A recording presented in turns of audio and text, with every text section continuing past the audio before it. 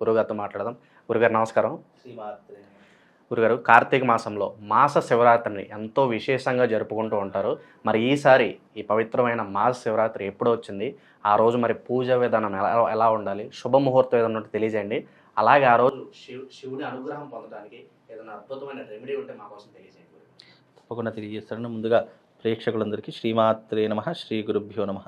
వందే శంభుమాం వందే జగత్కారణం వందే పన్నగభూషణం మృగధరం వందే పశూనాం పతిం వందే సూర్యశశాంకవహినినయనం వందే ముకుందప్రియం వందే భక్తజనాశ్రయం చ వరదం వందే శివం శంకరం.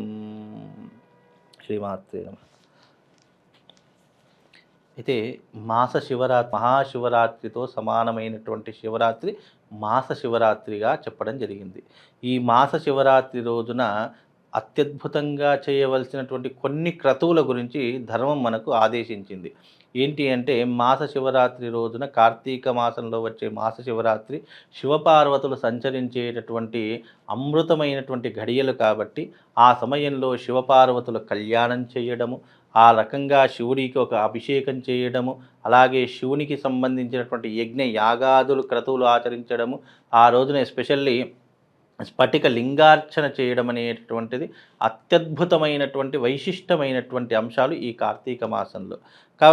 కాబట్టి చాలామంది కళ్యాణాలు చేయడం కానివ్వండి, లేదు అంటే మనం చెప్పినటువంటి అంశాల్లో ఏది చేయకపోవడం కానీ చేస్తూ ఉంటారు. కాకపోతే ఏంటంటే, ప్రతి ఒక్కరికి కూడా ఈ మాస శివరాత్రి రోజున కళ్యాణం చేసేటటువంటి మహద్భాగ్యాన్ని నేను కల్పిస్తున్నాను. ఈ యొక్క మాస శివరాత్రి రోజున, కార్తీక మాసంలో వచ్చే మాస శివరాత్రి రోజున శివపార్వతుల కళ్యాణం నిర్వహిస్తున్నాను.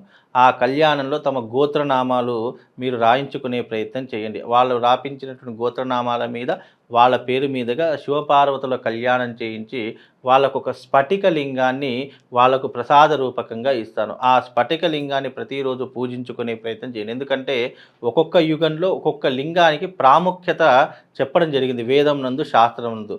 కృతయుగే సువర్ణలింగము అని చెప్పడం జరిగింది. కృతయుగంలో అంటే దేవతలు సంచరించేటటువంటి యుగంలో బంగారు లింగాన్ని మాత్రమే పూజించేటటువంటి వారు. మనలాగా మామూలుగా పంచలోహాలు కానీ రాతి కానీ ఉండేటటువంటి కేవలం సువర్ణముతో చేసినటువంటి లింగం. ఒక్కొక్క లింగం చూసుకుంటే కనుక భారీ కాయంతో ఉండేటటువంటి, అంటే దాదాపు 100 కిలోలు, 200 కిలోలు, 500 కిలోలు ఇలా సువర్ణంతో చేసినటువంటి లింగ పరిమాణాన్ని పూజించేటటువంటి వాళ్ళు.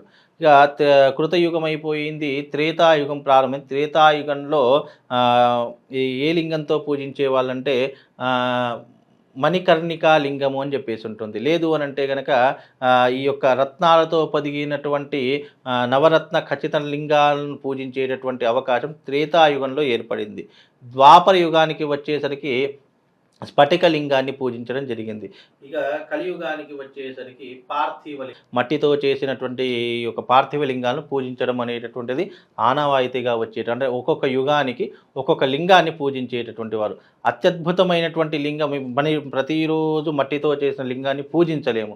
అది పూజించిన వెంటనే మళ్ళీ కరిగిపోవడం కానీ, భిన్నం కావడం కానీ, ఇలాంటివి జరుగుతాయి. కాబట్టి కనీసం ఈ యొక్క కలియుగంలో ప్రతి ఒక్కరి ఇంట్లో ఈ యొక్క స్ఫటిక లింగం ఉండాలి అనేటటువంటి సద్భావనతో ఈ కార్తీక మాసంలో మాస శివరాత్రి రోజున శివపార్వతుల కళ్యాణం చేసి, రుద్రహోమం చేసి, అలాగే ఈ యొక్క శివశక్తి లింగానికి ప్రాణ ప్రతిష్ఠ చేసి అందరూ కూడా బాగుండాలి, అందరి ఇంట్లో శివారాధన జరగాలి. ఎందుకంటే శివారాధన జరగనటువంటి ఇల్లు శ్మశానముతో సమానమట. శివారాధన చేయనటువంటి వాడు శవముతో సమానమట. శివారాధన ఓం శివ అని అనకపోతేనంట వాడు ఒక రాక్షసుడితో సమానమట. అందుకే శివారాధన ఎక్కడైతే జరుగుతుందో, శివారాధన దగ్గర ఎవరైతే దీపం వెలిగిస్తారో వాళ్ళు శివుడి యొక్క అనుచరులుగా భావన చేసుకుంటాడట. కనుక శివారాధన జరగాలనే ఉద్దేశంతో ఈ యొక్క మాస శివరాత్రి రోజున ప్రతి ఒక్కరికి కూడా శివపార్వతుల కళ్యాణం చేసి స్ఫటికలింగం ఒకటి ఇస్తాను. ఆ స్ఫటికలింగాన్ని ఈ కార్తీక మాసంలో మీ ఇంట్లో పెట్టుకునే ప్రయత్నం చేయండి. తద్వారా వాళ్ళకు శుభము లాభముతో పాటు కార్తీక మాసం మొత్తం పుణ్య ఫలితం అంతా కూడా ఆ ఒక శివలింగం మీ ఇంట్లో పెట్టుకోవడం ద్వారా కలుగుతుంది. శివలింగంతో పాటు స్వామివారికి మనము ఈ యొక్క వివాహం చేసినటువంటి తలంబ్రాలు, అక్షతలు కూడా వాళ్ళకు ప్రసాద రూపకంగా అందించడం జరుగుతుంది. కనుక మీ పేర్లు, వాళ్ళ గోత్రనామాలు నమోదు చేసుకునే ప్రయత్నం చేసుకోండి. శివుడి యొక్క సంపూర్ణమైనటువంటి అనుగ్రహం కలుగుతుంది. అలాగే మీరు సంప్రదించినటువంటి గోత్రనామాల మీద పూజ చేసి శివలింగాన్ని పోయి కొరియర్ ద్వారా మీ ఇంటికి పంపిస్తాం. అయ్యో మేము రాలేం కదండి, మేము తీసుకోలేం కదా అంటే ప్రతి ఒక్కరికి అది చక్కగా ప్యాకింగ్ చేసి పూజ అయిన వెంటనే వాళ్ళకు కొరియర్ చేసేటటువంటి ప్రయత్నం కూడా చేస్తున్నాం. కాబట్టి ఈ కార్తీక మాసంలో మాస శివరాత్రి రోజున మీ ఇంట్లో వీలైతే ఒక శివలింగాన్ని ఏర్పాటు చేసుకొని చక్కగా అభిషేకాది క్రతువులు చేసుకునే ప్రయత్నం చేయండి. తద్వారా ఈ యొక్క కార్తీక మాసంలో మాస శివరాత్రి యొక్క సంపూర్ణమైనటువంటి అనుగ్రహం కలుగుతుంది. అలాగే ఈ మాస శివరాత్రి తేదీ 29వ తారీఖు రోజున మనకు ఈ యొక్క శుక్రవారం రోజున ఈ యొక్క మాస శివరాత్రి ఏర్పడడం జరుగుతుంది. అలాగే మీరు పూజించుకునేటటువంటి సమయం కూడా ఉదయము 4 నుండి 5 గంటల మధ్యకాలంలో శివారాధన చేసుకునే ప్రయత్నం చేయండి. లేదు ఉదయం కుదరలేదు అంటే కనుక సాయంకాలం 6 నుంచి 7 గంటల మధ్యకాలంలో శివారాధన చేసుకునేటటువంటి సమయాన్ని ఏర్పరచుకోండి. అలాగే కళ్యాణం కూడా సాయంకాలం మా యొక్క ఆలయంలో ఉమామహేశ్వర స్వామి వారి యొక్క ఆలయంలో ఈ యొక్క కళ్యాణం జరుగుతుంది. ఎందుకంటే అక్కడ పెట్టవలసినటువంటి విషయము, అక్కడ వెలిసినటువంటి స్వామివారు అత్యంత శక్తివంతుడు అని చెప్పి అక్కడ ప్రజల యొక్క విశ్వాసము. కాబట్టి ఆ ఉమామహేశ్వరుడి యొక్క ఆలయంలో స్వామివారి యొక్క కళ్యాణం చేసి ప్రతి ఒక్కరికి కూడా ఆ యొక్క స్ఫటిక లింగాన్ని ఇస్తున్నాము. కనుక మీరు వీలైతే మీకు కావాలి అనుకుంటే కనుక ఆ యొక్క లింగాన్ని ఆర్డర్ చేసుకొని తప్పకుండా వాళ్ళకి పంపించే ప్రయత్నం చేస్తామండి. ఎవరైతే ఈ శివపార్వతుల కళ్యాణంలో పాల్గొంటారో వాళ్ళకి రిజల్ట్స్ ఎలా ఉండబోతాయి? అయితే శివపార్వతుల కళ్యాణం అనేటటువంటిది లోక కళ్యాణం. ఇది ఒకరి వ్యక్తిగతంగా చేసేటటువంటిదో లేదా స్వయం మాకు ఈ కోరిక నెరవేరాలి అని చేసడంకో కాదు. ఈ యొక్క సంకల్పం అనేటటువంటి లోక కళ్యాణం కోసం చేస్తాము. మీకు కలియుగంలో ఇతి బాధలని ప్రతి ఒక్కరికి ఉంటాయి. ఎంత చెట్టుకి అంత గాలి అన్నట్టుగా వాళ్ళ స్తోమతను బట్టి వాళ్ళ కష్టాలు అనేటటువంటివి ఉంటాయి.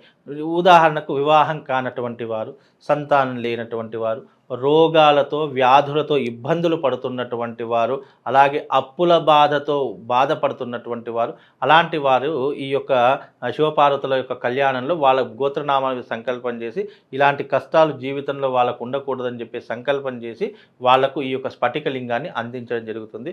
కనుక ఈ స్ఫటిక లింగాలు మా దగ్గర ఎప్పటికీ ఉంటూనే ఉంటాయి. ఎప్పుడు కావాలన్నా ఏ టైంలో కావాలన్నా వాళ్ళు ఆర్డర్ చేసుకోవచ్చు. మేము ఏం చేస్తామంటే ఇలాంటి కొన్ని పుణ్యతిథులలో కొన్ని 1000-2000 శివలింగాలను మేము పర్టికులర్గా పూజ చేసి ప్రాణ ప్రతిష్ఠ చేసి మా దగ్గర పెట్టుకుంటాం. చాలామంది జ్యోతిష్యం చెప్పించుకోవడానికి వస్తూ ఉంటారు. అలాంటి వారికి జాతకం ఉండదు. జాతకం చూద్దామంటే డేట్ ఆఫ్ బర్త్ ఉండదు. మరి వాళ్ళు అనేక సమస్యలతో బాధపడతారు. ఇక సమస్యలకు వాళ్ళకి ఏం పరిష్కారం చెప్పాలి? శివుడే పరిష్కారం చెప్పాలి. కనుక అమ్మ ఇగో నీకు ఈ శివుణ్ణి ఇస్తున్నాను, నీ ఇంట్లో పెట్టుకొని పూజ చేసుకో, మిగతా వ్యవహారం అంతా ఆయన చూసుకుంటాడని చెప్పేసి చాలామంది కొన్ని 100 మందికి కొన్ని 1000 మందికి ఆ శివలింగాలు డిస్ట్రిబ్యూట్ చేయడం జరిగింది. ఇప్పుడు కూడా కావాలి అనుకుంటే కనుక ఆ శివశక్తి స్ఫటికలింగం వాళ్ళకి అందిస్తాము. ఆ జాతకంలో ఏదైనా దోషాలున్నా, జాతకంలో ఇలాంటి ఇబ్బందులున్నా, ఎన్ని పూజలు చేసినా కావట్లేదు అనుకున్నటువంటి వాళ్లకు ఆ శివుణ్ణి వాళ్ళకు తోడుగా ఇచ్చి పంపిస్తాను. మిగతాదంతా ఆయనను చూసుకో. ఆయనకు తెలియంది ఏముందండి, అన్నీ తెలుసు, సర్వాంతర్యామి. కాబట్టి ఆయనకు తెలియదంటే ఏం లేదు. కాబట్టి శివుణ్ణే ఇచ్చి పంపిస్తాను. కాబట్టి అలనాడు రావణాసురుడికి ఆత్మలింగం ఎలాగైతే ఇచ్చాడో శివుడు, అలాగే ఇప్పుడు ఆత్మలింగం ఇచ్చే శక్తి మనది. కనీసం ఈ స్ఫటికలింగాన్నైనా పూజించి అర్చించి వాళ్ళు బాగుండాలి, వాళ్ళు జీవితంలో కష్టపడకూడదు.